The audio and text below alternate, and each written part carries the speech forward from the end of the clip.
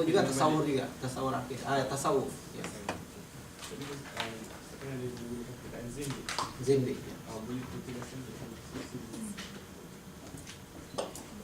Zindik ini orang yang mengaku muslim, tetapi amalannya keluar daripada akidah Islam. Ya. Nah, ini zindik. Ataupun dalam bahasa Inggris disebut heretics. Ya. Dalam bahasa Inggris heretics. Ya. Heretical. Dalam literatur para ulama itu dulu ada literatur disebut al-farqu bainal firaq. Ini disebut heresiografi ya. Nah, dalam istilah Islamic studies disebut heresiografi. Jadi ini adalah satu literatur mengenai pahaman-pahaman yang menyimpang ya, di dalam sejarah Islam. Pahaman Mu'tazilah misalkan, ya. Pahaman Murji'ah, ya. Pahaman Jabariyah, Qadariyah. Nah, ini adalah pahaman yang heretikal yang keluar daripada Ahlus Sunnah wal Jamaah. Ya. Nah, itu yang disebut sebagai zindik, ya, sebagai heretics. Contohnya misalkan pahaman-pahaman sesat lah ya, pahaman-pahaman sesat. Tasawuf yang sesat kan di Malaysia pun banyak ya. Apa macam Ayah Pin, Ayah Pin misalnya ya. Ayah Pin. Nah, ini merupakan ajaran zindik. Dia mengaku kononnya dia Islam, tapi sebenarnya dia dah keluar daripada ajaran Islam. Nah, itu zindik. Ayah Pin ya, ajaran taslim ya. Dan sebagainya. Jadi kononnya dia sampai kepada hakikat Islam tapi melanggar syariat Islam. Tadi itu bertasawuf tapi tidak bersyariat. Ya. Dia bertasawuf tapi tidak bersyariat. Dia tidak ikut syariat. Oke. Sebab itu tasawuf kita adalah kita hakikatus sufiyah. Ya, kemudian wa tariqatus sunniyah. Ya, dia tariqah yang sunni, ikut sunnah Rasulullah. Tasawuf kita tasawuf yang hakikatnya itu yang apa ini tasawuf? Tasawuf sebenarnya adalah ya ilmu beramal ya pada quality yang paling tinggi, beramal syariah pada quality yang tinggi. Kalau menurut Profesor Naqi Al-Atas dikata tasawuf ini amalus syariah fi maqamil ihsan. Mengamalkan syariah pada maqam ihsan. Ya, dia mengamalkan syariah itu diamal, tapi diamalkan pada level yang tinggi, pada quality yang tinggi. Dia bukan meninggalkan syariah, tapi mengamalkan syariah pada maqam ihsan. Ini kan maqam ihsan, maqam yang paling tinggi kan, anta budahu wa ka'annaka tarahu fa illam takun tarahu fa innahu yaraka. Dia tidak meninggalkan syariah. So, tasawufnya adalah quality syariah, quality hati, itu sholat, khusyuk. Nah, itu dipelajari dalam tasawuf. Kalau kita buka kitab fikih, tak ada tuh kitabul khusyuk ya. Bukalah kitab fikih, tak jumpa kitabul khusyuk. Ya. Oh, bab tawakkul tak ada ya dalam kitab fikih. Padahal khusyuk bagian dari sholat kan. Qad aflahal mu'minun alladzina hum fi sholatihim khashi'un. Sebab apa dalam fikih tak ada bab khusyuk. Nah, sebab ada di dalam ya, ilmu yang lain, ada dalam disiplin yang lain. Ya. Nah, jadi kena digabungkan. Sebab Quran dia bincang dua-duanya, bincang sholat, bincang juga tentang khusyuk. Ya. Fawailul lil musallin.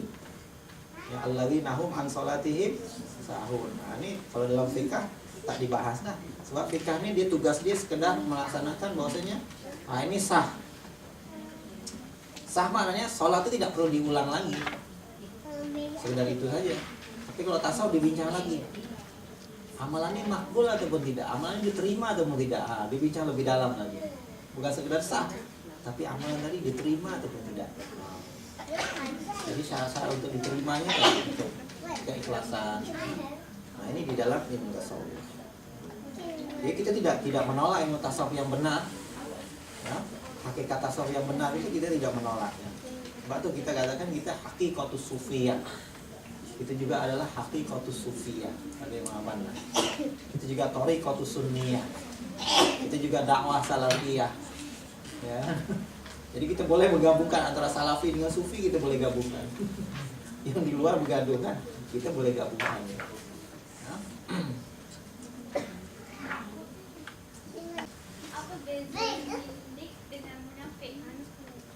Apa beda zindik dengan munafik? Kalau munafik asalnya, munafik itu kafir ya, tapi dia berpura-pura Islam. Ya. Macam Abdullah bin Ubay, dia memang kafir sebenarnya. Dia memang tak beriman bahwasanya Rasulullah itu nabi. Cuma dia pura-pura. Dalam hatinya, Rasulullah itu bukan nabi ya. Dalam hati Abdullah bin Ubay, Rasulullah itu bukan nabi sebenarnya. Tapi karena hidup di dalam masyarakat Islam, sebab fenomena munafik ini hanya ada di Madinah. Di Mekah tidak ada orang munafik. Tak perlu pun jadi munafik di Mekah. Ya. Di Madinah sudah ada masyarakat Islam. Jadi ada orang yang secara hatinya tidak menerima akidah Islam, tapi secara zahirnya ingin diterima dalam masyarakat Islam, maka dia pun berpura-pura. Ya. Sebab itu dalam surah Munafikun Allah kata idza ja'al munafiquna qalu nashhadu innaka la rasulullah wallahu ya'lamu innaka la rasulullah wallahu yashhadu innal munafiqina lakadzibun. Walaupun mereka bersyahadat ya bahwasanya Nabi Muhammad itu adalah rasul, tapi Allah kata wallahu yashhadu, Allah pula bersyahadat innal munafiqina lakadzibun. Orang munafik itu bohong imannya ya. Dusta iman. Jadi orang munafiknya orang yang berpura-pura. Orang yang zindik, orang yang terkeliru. Dia merasa berada dalam Islam, tapi dia keliru. Sebenarnya dia sudah keluar daripada Islam. Ya. Tapi dia merasa masih lagi dalam Islam, macam ayah pin lah ya. Merasa dalam Islam ya. Tapi dia sebenarnya sudah tidak berada dalam Islam. Sebab dia sudah keluar daripada ijma. Ya, sudah keluar daripada kesepakatan ya kaum muslimin.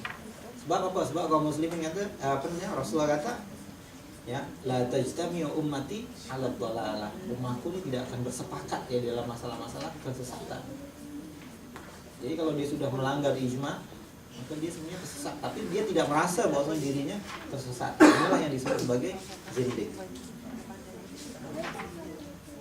Macam mana pula dengan hadis kalian? Ayatul munafik salah satu. Idza hadasa kadzaba. Ya. Wa idza akhlaf wa idza wa'ada akhlafa wa idza tumina khana. Ya. 3 ciri orang munafik: apabila bercakap berdusta, kemudian apabila berjanji dia mungkir janji, kemudian apabila diberikan amanah dia khianat. Nah, ini memang ciri orang munafik yang sebenarnya memang 3 itu ada ya. Tetapi kadang-kadang orang muslim pun yang melakukan hal ini. Nah, adakah lantas dia menjadi munafik seperti orang munafik yang kafir? Nah, ini nanti para ulama bincang. Ada munafik i'tiqadi, ada munafik amali. Nah, munafik i'tiqadi ini yang bahaya. Sebab itu akidah itu asas amal ya. Jadi munafik i'tiqadi itu yang munafik yang sebenarnya. Tapi kalau munafik amali, sementara i'tiqadnya tidak munafik, dia masih lagi muslim. Tinggal lagi dia adalah asi. Dia adalah seorang muslim yang bermaksiat. Ya, dia tidak menjadi kafir lah. Ya.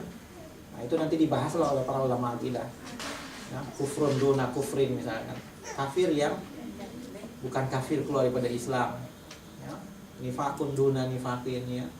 Munafik tapi bukan munafik yang keluar daripada Islam. Sama seperti Abu Dzar kan ketika dia menghina Bilal ya. Dia kata ya Ibnu Sauda. Ya, wahai anak budak hitam. Bila Rasulullah mendengar, Rasulullah kata antamru'un fika jahiliyah ya, kamu ini seorang yang dalam diri kamu masih lagi ada sifat jahiliyah ya, tidak bermakna kemudian Abu Dzar ini jadi apa ya, jadi jahiliyah tidak ya, tapi dia melakukan amalan tertentu yang menyerupai amalan jahiliyah ya, cukuplah dia bertaubat ya dan minta maaf, saya tidak lantas dia menjadi kafir. Nah, jadi munafik yang sebenarnya adalah kafir sebenarnya. Waktu hukumannya lebih dahsyat daripada orang kafir. Munafik yang sebenarnya, innal munafiqina fid darkil asfali minan nar. Sebenarnya orang munafik itu pada dasar ya neraka ya. Karena dia lebih dahsyat daripada orang kafir. Orang kafir dia jelas-jelas dia kata aku kafir, aku tak beriman. Tapi orang munafik, nah dia sebenarnya tidak beriman, tinggal lagi dia berpura-pura. Walaupun begitu, orang munafik itu diperlakukan sebagai orang muslim. Kalau dia meninggal, dikuburkan dalam kuburan orang muslim. Kalau dia meninggal disolatkan juga ya, sebab secara zahirnya dia adalah muslim ya. Sebab itu di sini dalam syarahnya dikata amalul jawarih miqyasul qubul bainan nas. Amal anggota ini merupakan ukuran untuk diterima, untuk penerimaan masyarakat. Nah, jadi amalul jawarih ini adalah ukuran untuk penerimaan masyarakat semata-mata. Wa amalul qalbi huwa alladhi yaj'aluhu maqbulan indallah. Sementara amalan hati itulah yang menyebabkan diterimanya di sisi Allah Subhanahu wa taala. Jadi amal jawarih ini adalah penerimaan di sisi masyarakat, sementara amal hati itulah hakikatnya diterima di sisi Allah Subhanahu wa taala. Kalau dua-duanya kita boleh lakukan, maka dua-duanya lah yang terbaik. Tapi asasnya adalah akidah dan amal qalbi, bukan semata-mata yang masyarakat. Itu maksudnya. Kadang-kadang kefahaman kan, amalan hati ini lebih penting daripada amalan anggota. Ya.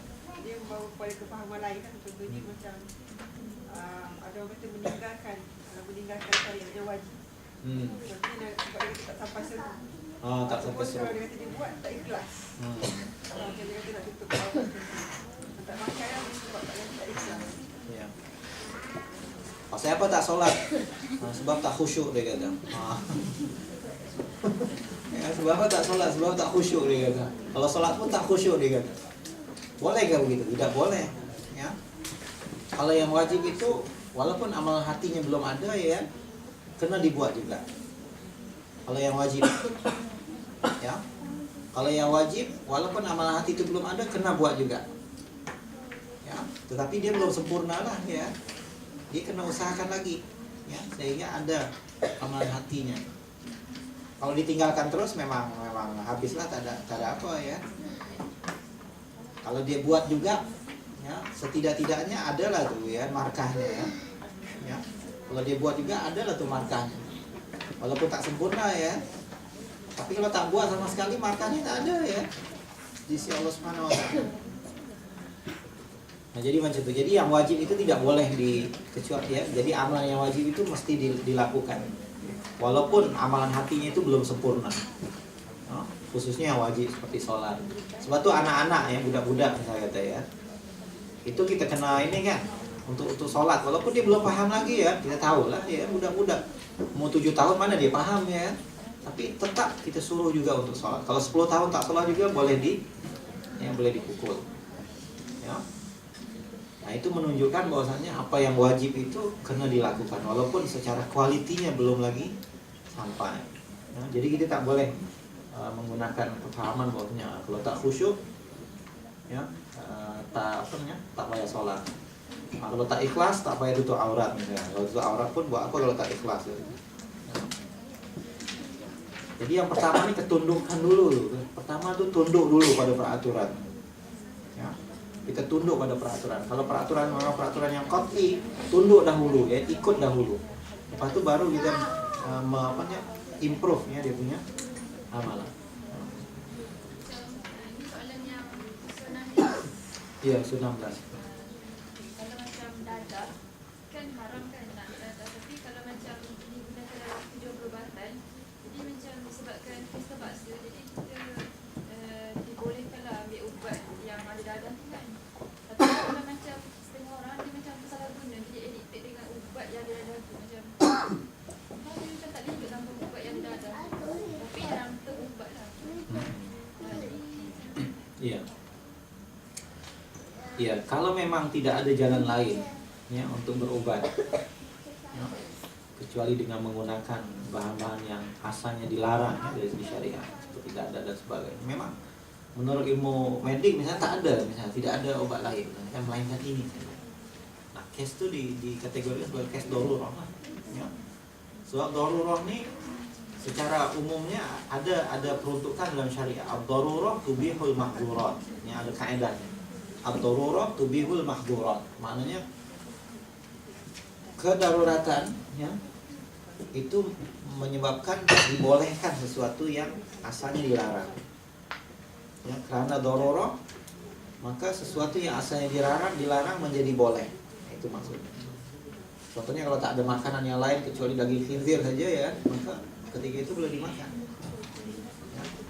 Ya, itu maksudnya darurah di situ. Jadi begitu juga kalau memang dokter-dokter sudah sepakat memang tak ada obat lagi kecuali dadah, ya, terpaksa digunakan. Walaupun hal itu ada side effect-nya lah, ya, mungkin jadi addicted dan sebagainya. Sebab itu syariah melarang ya, sebab memang ada kesan buruknya. Kenapa misalkan khamar itu dilarang? Walaupun kita tidak tahu ya dia punya hakikat ininya, tapi di antara kesan buruk khamar itu adalah addiction. Ya, khamar pun mengandungi apa? Kadar ketagihan juga ya. So jadi kalau memang tidak ada yang ini, jadi itu hukumnya darurat. Walaupun dia tetap khamar, dia tetap dadah, ya, tetap hukum asalnya tidak boleh. Tinggal lagi masuk dalam case darurat. Karena ukur darurahnya macam mana? Ada lah tuh dia punya ukurannya. Ad-darurah tuqaddar bi qadariha. Darurah itu diukur berdasarkan kepada keperluannya. Ya, berdasarkan kepada keperluan.